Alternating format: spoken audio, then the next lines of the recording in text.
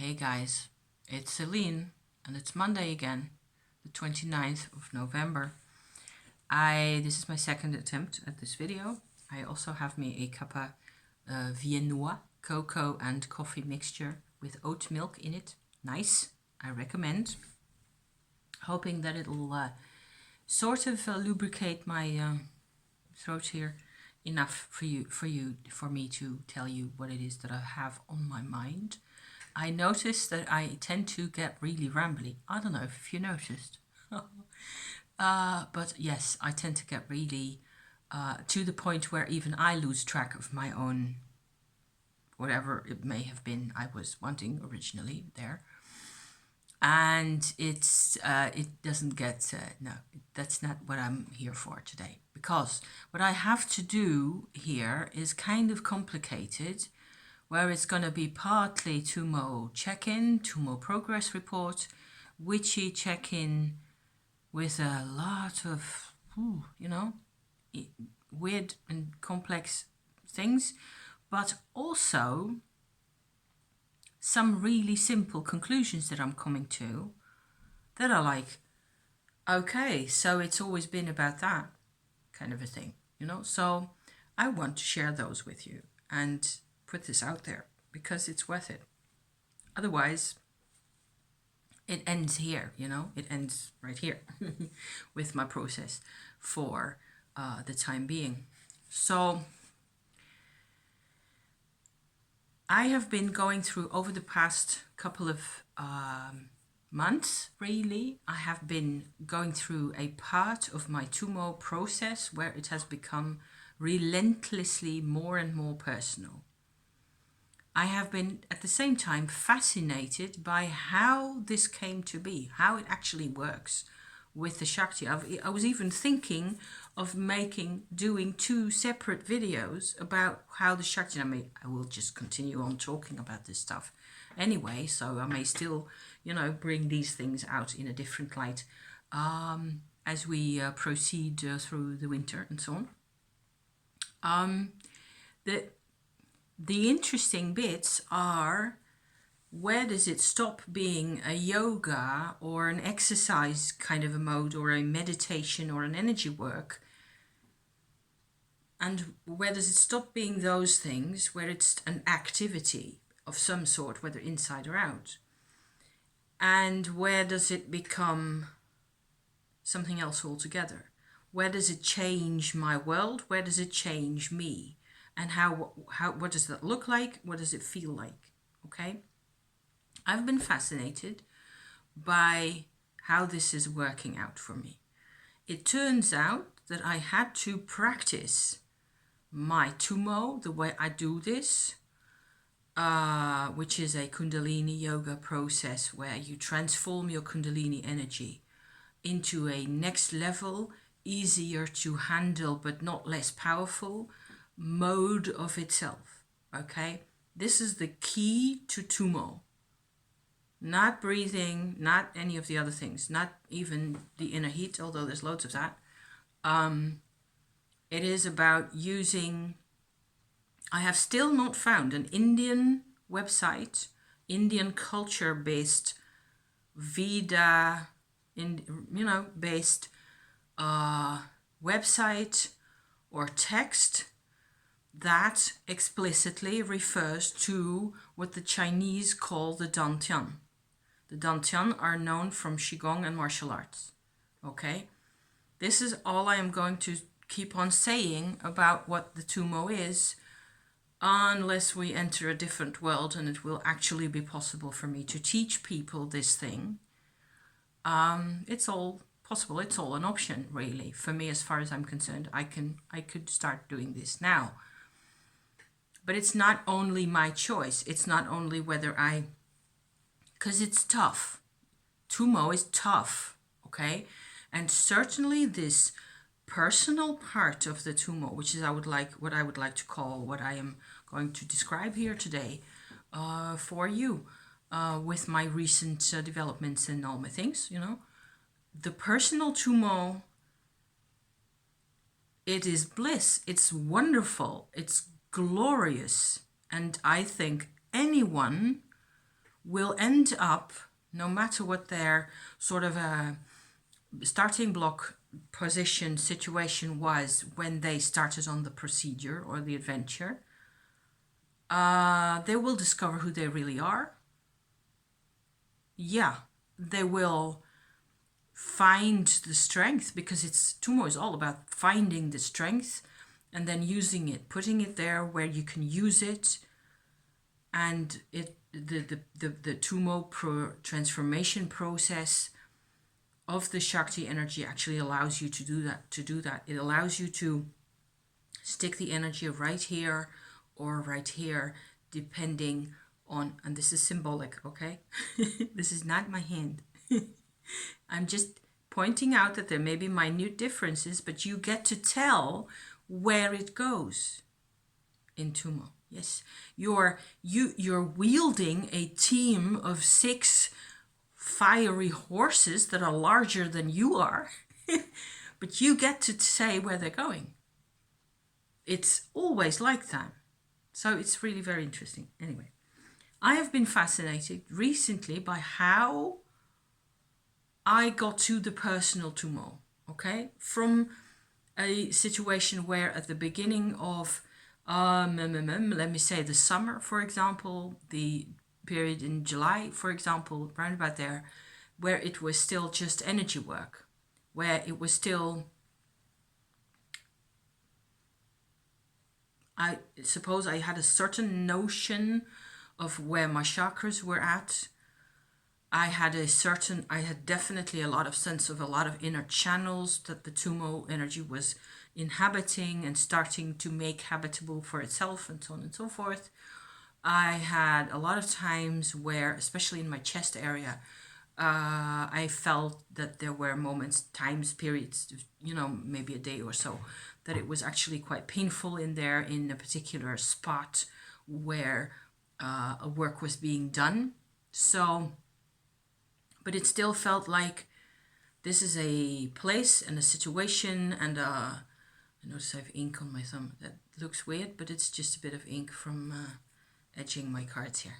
So yeah, I'm edging my Voyager tarot cards again, because in parentheses, okay? Hence the inky fingers. Totally lost my thread here. Right, I know it now. I got it back again. From doing an energy work on a particular part of yourself to it becoming personal, okay? And it's interesting and challenging to be in there and to have to figure out how you want to go, what you need, what is it you really need. That's the crux of the matter here. So I think what I needed all the time, years back already, was to become what I would call an instinctive person again, to become a natural self again. There's trauma in my life.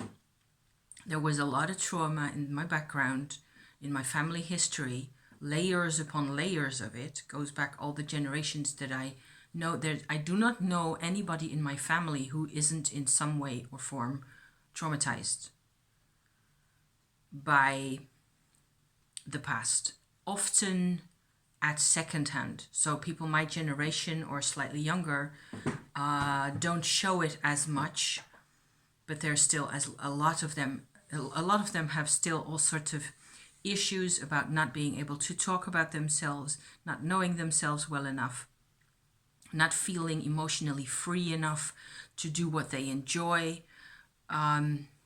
Loads and loads of invisible limitations and silence and things like that. This is often how it shows in the beginning, okay? And it's certainly how it showed for me a lot of the time. A lot of the time in the decades of the life that I led, so up to a couple of years ago, up to 2015, when things really went from this side to that side for me. That was the beginning. I had a soul retrieval experience. That was the beginning of, okay, so I need to work on me now. I need to work on who is this supposed to be? What is this? Why? What is this life? Who am I? Why is this all in fragments? Okay. And I had often a sense of fragmentation before 2015. I knew about the fragmentation to a certain extent for years before that. But I didn't think I could do anything about it. I didn't think I could make anything different for myself. I had no clue whatsoever. I had also other people often trying to tell me how to live and so on and so forth, and that certainly didn't work for me. Things like that, you know. So it was my path to explore a number of options that people had to offer, certainly also before 2012 and in that period of time.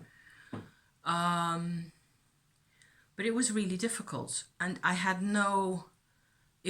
there was no integration happening. There was no sense of, okay, so I can finally bring a couple of pieces together and actually see improvement from there and see myself getting more connected to people, more compassionate, more alive, which is what I wanted. Okay. So since 2015, I think I have been most of all interested in getting to a point where I can feel connected and compassionate,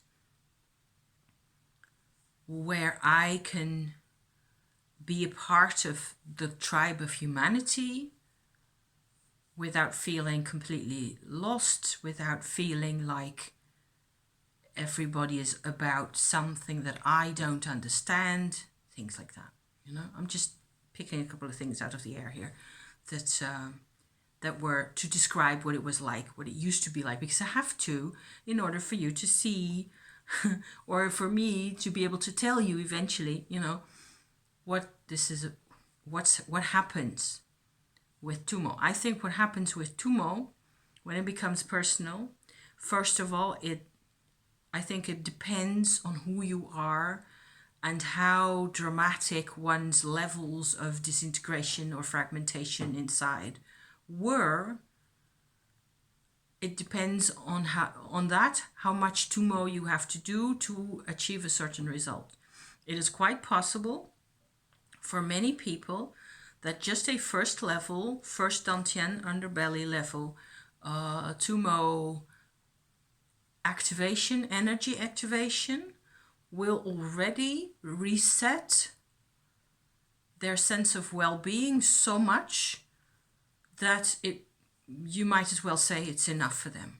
I believe that would be the case. I believe that if you do not have to go to the lengths of the earth, all the better, you know? You have jobs, you have people have lives, you know? So I believe it is very possible, at least for a certain number of years, maybe more than a decade, to practice on and off at this first level to make sure, because you still have to practice to make sure it keeps happening. I don't think you just have to keep it at a certain level of availability. Your body will enjoy that. It will put the energy wherever it can, wherever it is needed. It doesn't entail automatically that you have to go the whole 9 yards. You do not have to do the whole 9 yards, I think. Depending on what it is that you need and want. If you need and want, like me, to repair, to heal yourself from this level of fragmentation that I tried to sort of clumsily describe earlier,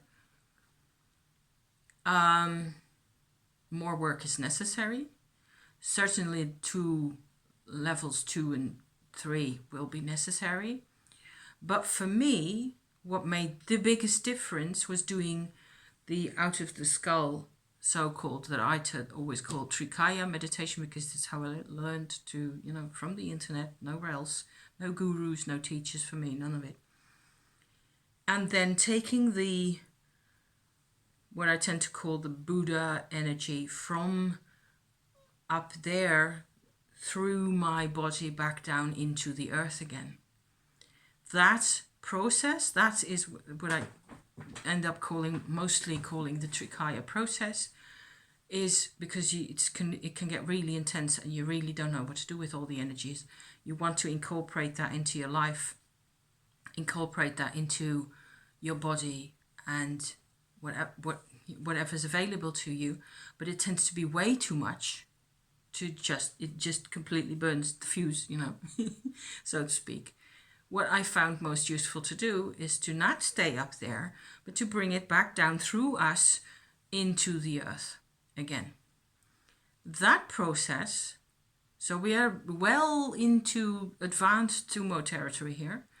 That process for me finally created an awareness that there are actual chakras underneath our feet inside the earth. And they are not chakras about dolphins and whales that you may have read about, which I believe is utter bollocks. It's just a fairy tale. People will believe anything.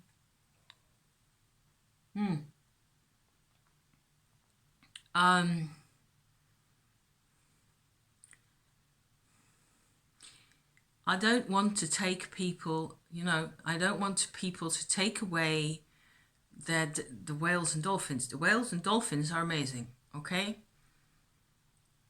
But it is far too easy to visualize all sorts of things that serve no purpose for you in the end. So you can go on, you're free. Of course, you are completely free to go on doing that for as long as you want. I have no problem with that. It just depends. You shouldn't expect the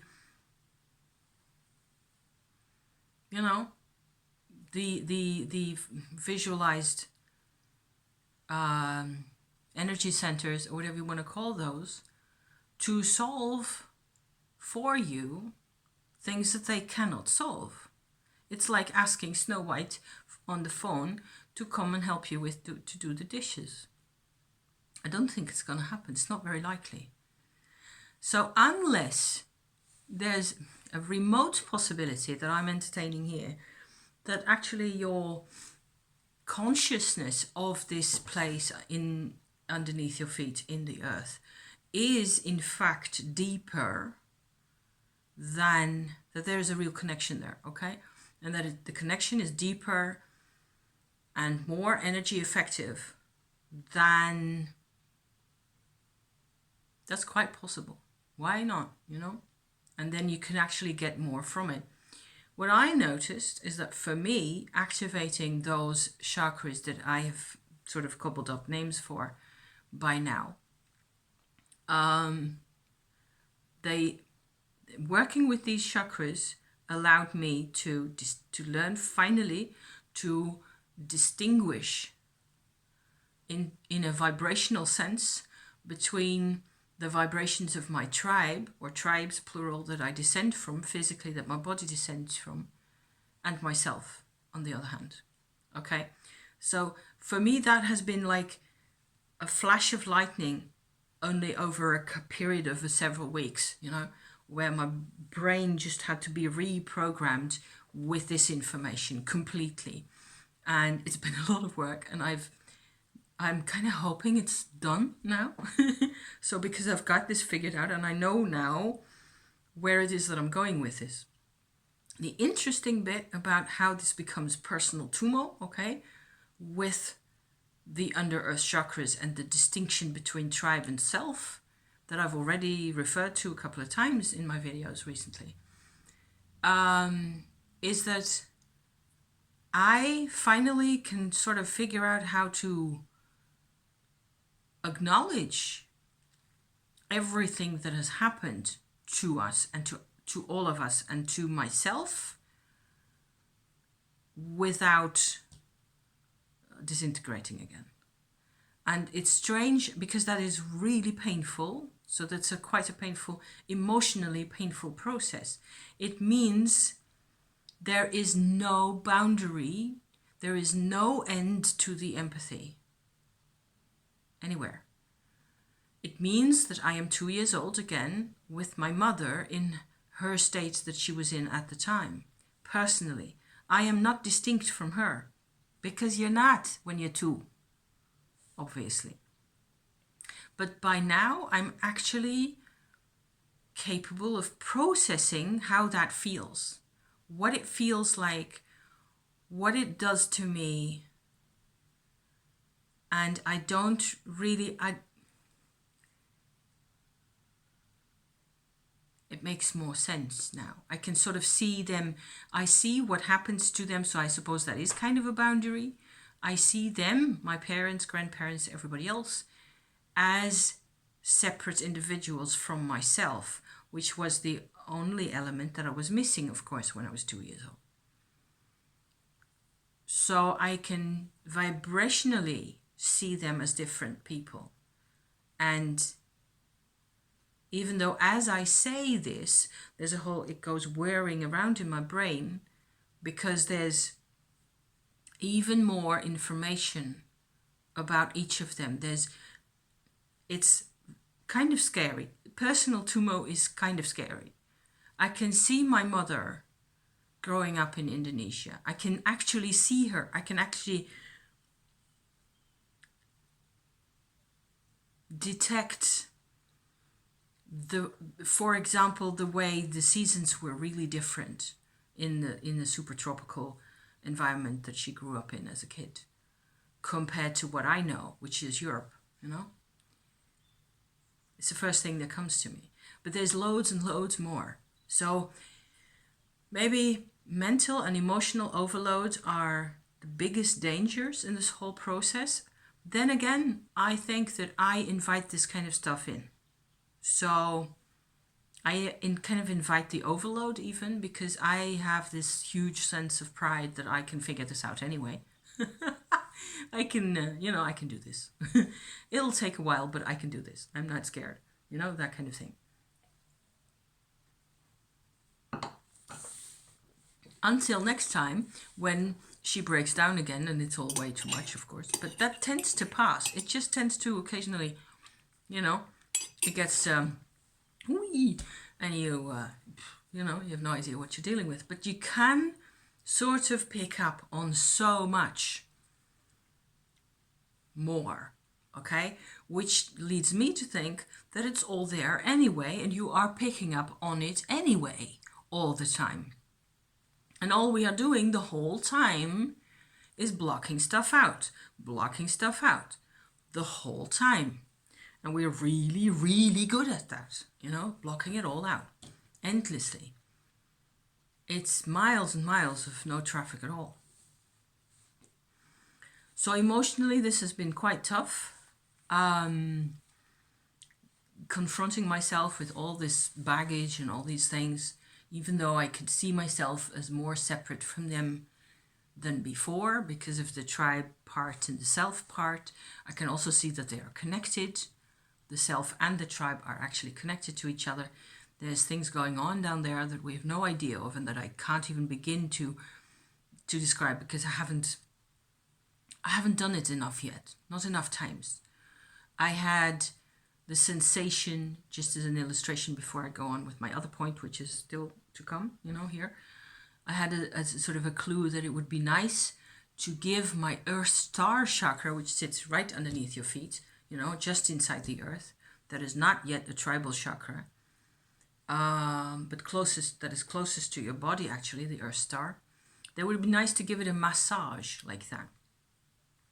Just in your mind, just sort of, and to me it looks like a sort of a giant, I don't know, think of bananas going in like so, all around in a circle. It's kind of a bit more hollow in the middle, and the Shakti energy is actually coming up right in the center of the Earth Star chakra, but around it there's all these folds and compartments and stuff. And you can just go, in your mind, go like this in the earth, right there. You just have to focus on it. And it felt like a really good kind of a detoxing vibe, going on there. So just in case you can do something with that, here it is, all for free. I had a pretty awful time over the past weeks, and recently I was reading a kid's book. I'm looking around because I don't think I've still got it in here. I will try to look it up whether there's an English translation of it. Not that it matters that much. It is just my kid's book that I read this time around by a Dutch author, and it was published in early 70s somewhere, I think. It's the nature of the book, not this particular book. It doesn't have to be this book for you. It may be quite something else, quite something different. This book has always scared the bejesus out of me, because it is exactly it's about a person who ends up in a sort of an alternate universe and has memory loss. And the beginning, the early couple of pages, 20 pages or so, are a super accurate description of what that person feels like. And it is identical to the letter to how I've been feeling deep inside for most of my life. So that was very scary to do, but it did actually, in a strange way, sort of trigger me to, okay, so I've got all this emotional baggage. I've got all these images from the past. It just doesn't end. The vibrational information doesn't end. I am going slowly, this is not the idea. Personal Tummo should not end up driving me crazy anyway, after all those years of fighting for sanity. This is looking really weird, isn't it? With the sun bits and parts and things. Sorry, it's just the sun, and it's reflecting on the window pane and things. So yeah. So I decided, and this is the part that I've been working towards really most of all, because I wanted to kind of describe or give you a bit of an idea what it's like when it becomes personal. Okay, so how you have to deal with your challenges. That is quite personal. It depends on who you are, what it is that it brings out. The Tummo process, the personal Tummo, let's just keep calling it that because that actually makes sense, will sort of rewire everything inside. Merciless, it's merciless. It will just rewire you the way you need to be according to your original spec. So if you are supposed to be a compassionate, sharing, loving, generous, whatever kind of a person, which are kinds of adjectives that I think of when I think of myself, I do not want to be lonely and shut off and arrogant, certainly not, and distant and academic and all those kinds of things. I have been those things. I have been only those things because underneath the surface there was this scared kid who had no way of dealing with all the terrible things that surrounded her, and there was no help from my friends and none of it, So I am figuring out more and more what it was that I was lacking, also practically and so on. But I've also I am still in the process of making a list for myself of sort of advice. It's really rational advice that I can cobble up, put together, think of, is probably the most important thing in my life at the moment. In the process, in this context, of this whole thing here, where I am trying to make something rational, okay, something practical, extract that from the emotional kinds of things that are going on. And so a lot of the practical advice that I have for myself, I will start, telling you what they are. I've got 6 points, I think, so far. Most people will go, well, did you have to go all those miles for that? Yes, I did. Yes, I actually did have to travel all through this kind of an underworld, literally, to come to these types of conclusions, to come to the ways, the ways that I can think of myself, that I can look at my own behavior, look at the things that scared me. I do not need this anymore. I am just I am putting up a boundary for myself. Finally. That's, I think, what I'm doing with my sort of rules here, my rule book. And the number one rule, and the most important, the only one that actually really matters, all the rest is sort of little extra paragraphs, but the rule number one is don't let anything or anybody isolate you from other people again. Even just saying it here feels so weird for some reason. I haven't got that figured out yet. But I grew up in a state of isolation. I had no social network to speak of. I had no family network. I had no people I could rely on. My mother was not a reliable person in a couple of ways. In some other ways, she was reliable, and she tried to be. She tried her best, but she often failed. So I haven't had, let's say I haven't had the ideal upbringing. There are other people that I read about, that you read about, on the internet or in the news or whatever, who have it a lot worse physically, where they're, beaten and abused and things like that. That didn't happen to me all that much, although there was occasional correction from my mother to me, and that was very unpleasant. It wasn't about that, it was about the context. So I have a story of emotional neglect, I suppose, but basically I have a story of isolation. And what happens, what do you become when you have these experiences and you also move house, 20 times? And in a row, I know I counted again the number of times I moved house from 0 to 13 or so. Age 13, I actually moved 11 times as a kid. So that's a bit much. On top of that, there was a divorce between my parents.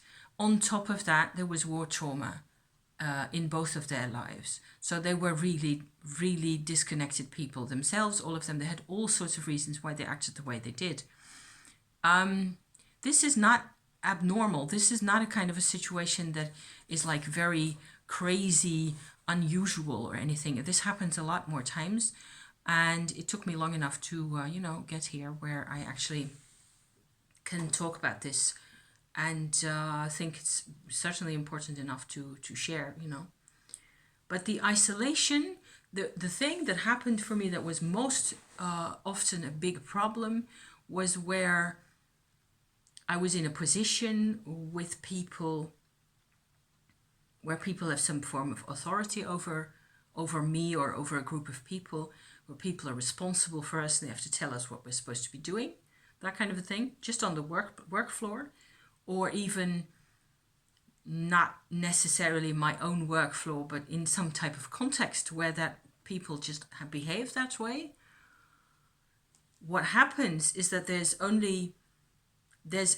some kind of a mechanism in the way a person behaves towards me and or other people. It doesn't have to be me alone, okay?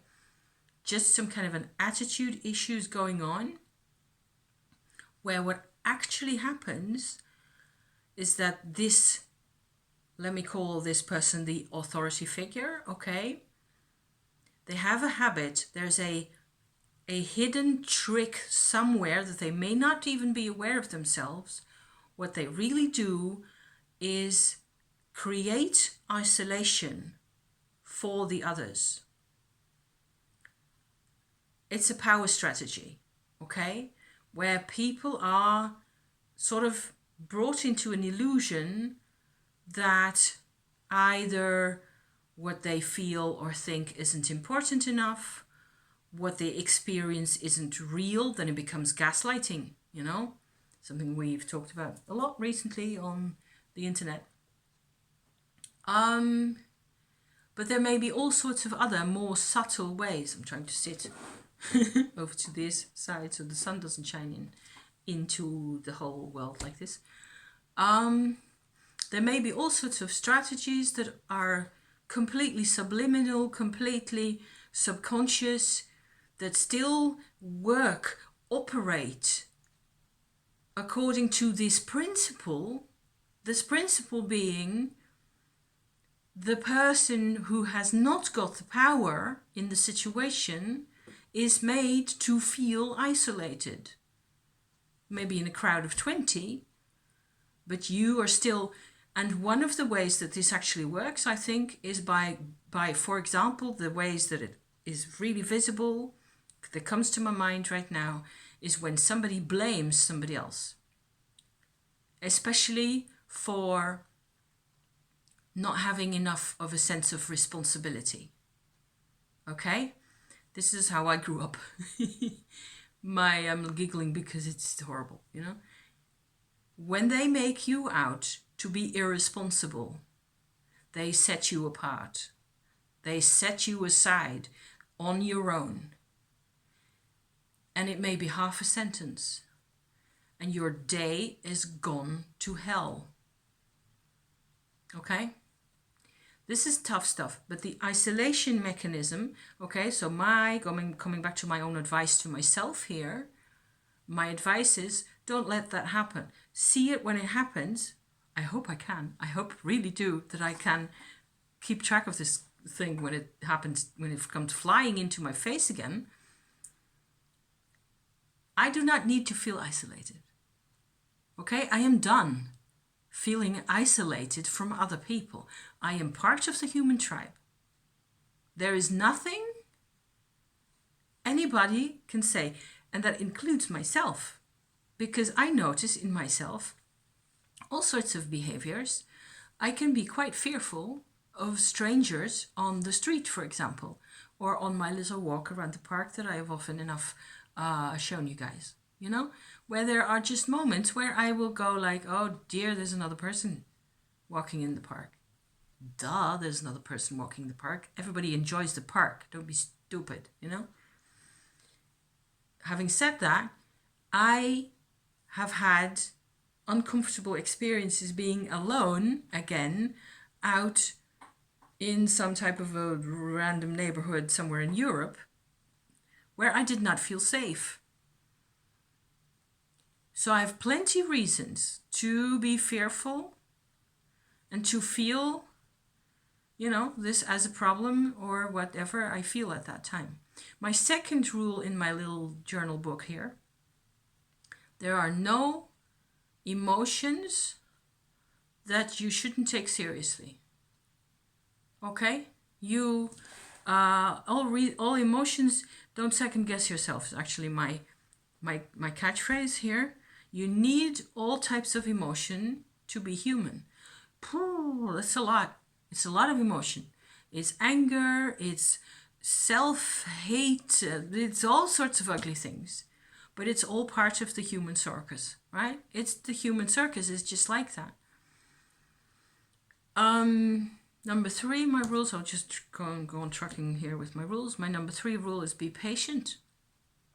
Because a lot of the process that I feel is happening to me, where I'm finally becoming more at ease with my past and myself and the way things have been, finally learning to accept things on a deeper level. It just takes place on an unseen level. So it goes real slow. So I cannot influence this stuff any more than by what I am doing, occasionally talking to you guys about this stuff, doing my Tummo work whenever I feel like it or whenever I can. Once every 24 hours is the norm, more or less. Journaling, cards, whatever I can possibly do, you know, things like that. So the rest of the time, I just have to be patient. with myself. And that's a bit counterintuitive for me because I am the type of person who will be ambitious and I want to, see progress. It's not always easy to see the progress. The next point that I was telling myself, and this is maybe coming from a bit of a more of an actual narcissism angle, which is part of this whole, backstory here for me, is that I do not want to see my life as an experiment.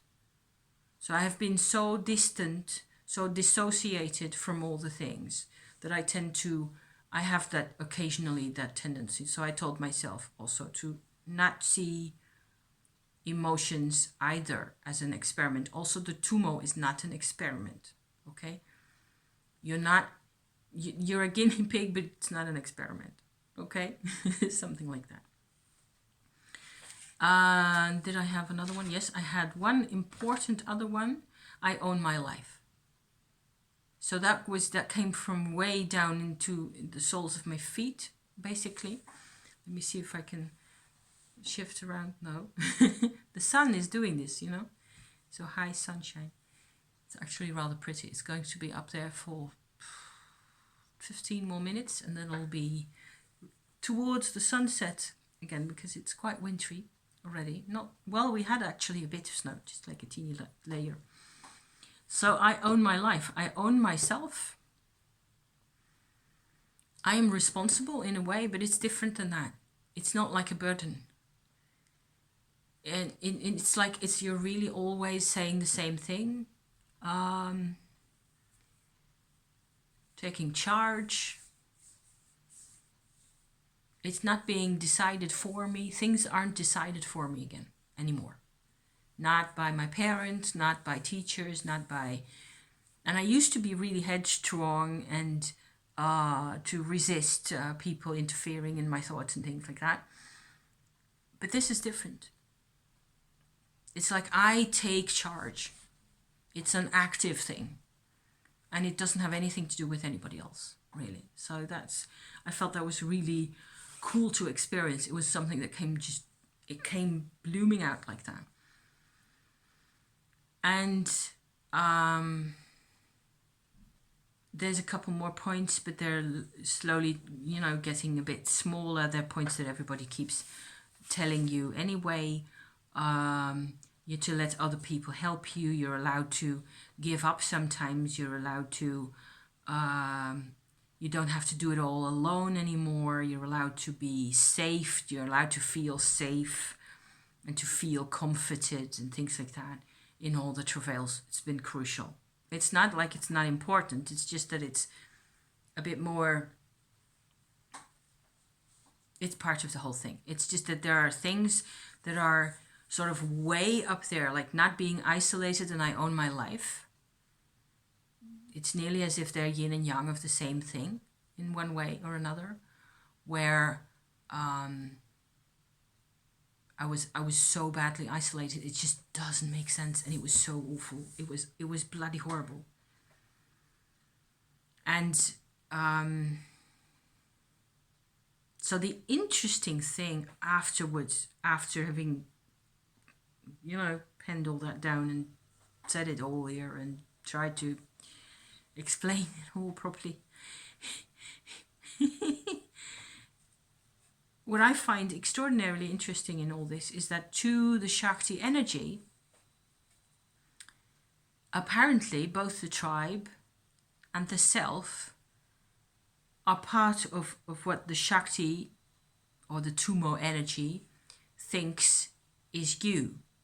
Okay, you're not... The Tummo energy, the Shakti energy, doesn't assume you to be an individual just living an individual conscious life in concession in a body, just like that, living in a body. The Shakti understands us way better than we understand ourselves, is my conclusion. The Shakti knows about the tribe and the self. Shakti knows it all. the thing is that we have to learn, and that's the sort of the cognitive part of the process here. We have to learn what these things are called. And so if you were to do this kind of a process, you will have different names for some of these things, which is completely fine. That is always a possibility, of course, that you call things different from what I'm doing here. This is my experience. This is what came out for me so far.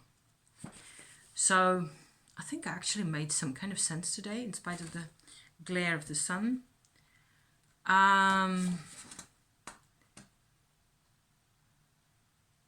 The levels of suffering that I've gone through because of all the travails and the turmoil and the chaos in my life, and then feeling 100% isolated and feeling like I was blamed for things that went wrong when I didn't have a leg to stand on. It's really cruel. It's so unfair.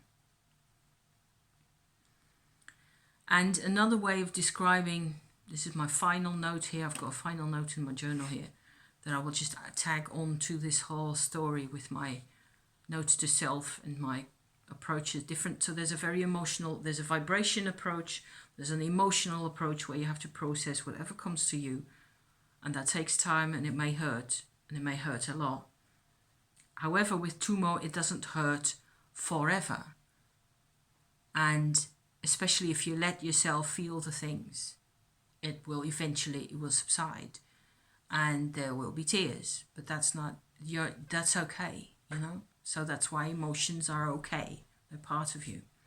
A lot of the trouble we have with all this stuff is resistance, somehow. So my sort of a tag on little extra bit here in this whole thing is that I've had to deal with emotional memory loss over all the years. Okay, so that has made, I think that's another very normal part of this kind of a scenario that like mine, where people just don't know anymore what it was exactly that went wrong for them, or they only remember parts and they don't explain enough about why you feel the way you feel. Emotional memory loss, okay? And I am connecting emotional memory loss and dissociation with each other. Because as you grow up, you're supposed to have some kind of a follow-up in your personal growth. When you're 2 years old, 4, 8, 12, there's always supposed to be some kind of a similarity through time for you. You're supposed to be able to connect the dots. I wasn't. And this is part of my problem. And there were the parts that I couldn't connect disappeared for a long time. In all, actually, for half a century. But the Tummo regenerates all that. And it can be really scary, but it's what I wanted. If that makes any sense. You know? It's my true self. Even though it hurt like hell, and I still feel sometimes like my shoulders and my back and my neck are on fire. In a weird way, you know? Things are really changing. It's a real personal change that I didn't believe was possible. So the dissociation is fading out of my life. Emotional memory is coming back. I have a much more direct experience of everything around me. I have often wondered whether, especially recently, whether the trick with the emotional memory loss isn't that it is a layer in your processing, in your consciousness processing, also mind layer, mental, intellectual layer, where the immediate levels of process, the information gets through, but it doesn't get processed right away. There's like a delay in everything. And it makes you of course, that slows you down and it hampers you and it weighs you down.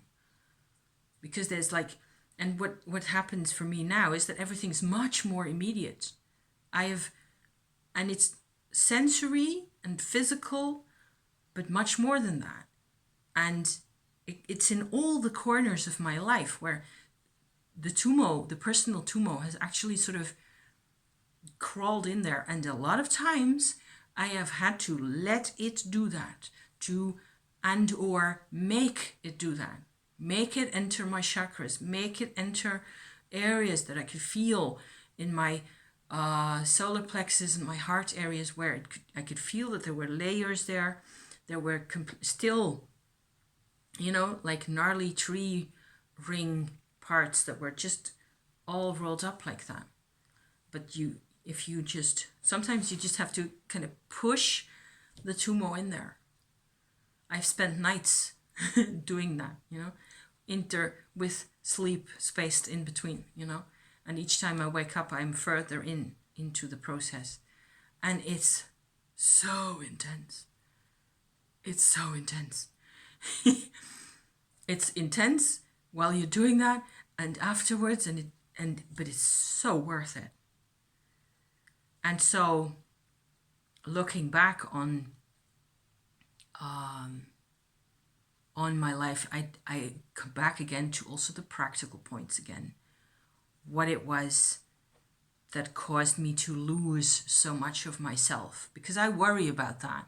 How is it possible for a kid to chronically dissociate so hard that 50 years on you're still not you? That's what I was dealing with, So moving house 100 times, people not talking enough about things, not having enough serious conversations where people were actually meaning what they were saying, whether it was serious as in serious, or what I just mean, talking about what is relevant to you personally, giving an example of being there for people. Nobody home. Nobody in my direct surroundings was ever capable of that. Huge demands, but no real connection. And boredom was the last one I wrote down. If you spend enough years being bored and not having enough of a sense of growth and adventure and learning and studying and growth, in your life, it's going to be... I think I have very little battery left now. I have said all I needed to say, and I'm already over 50 minutes in. It takes us all the way down. All the way. Personal Tummo, yes, yeah, and the human circus. I think that's what I will call this episode here. Thank you so much for watching. If you lasted this whole time, always saying that, it's pretty cool. It really is. And so you see, it is possible to actually have personal change. We will see where we go from here. Okay? See you next time, guys. Thank you so much for being here. Bye-bye.